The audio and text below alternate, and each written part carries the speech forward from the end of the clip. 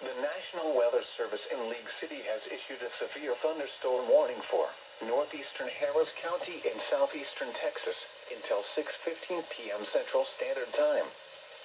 At 5:48 p.m. Central Standard Time, a severe thunderstorm was located over Aldine, moving east at 20 miles per hour. Hazard, quarter-size hail. Source, radar indicated. Impact, damage to vehicles is expected.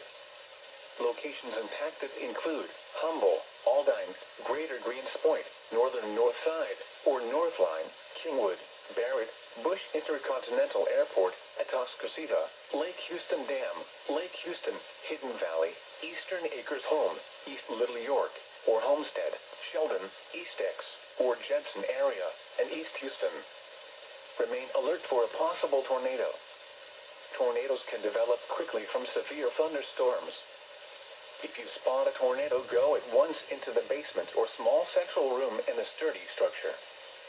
For your protection, move to an interior room on the lowest floor of a building.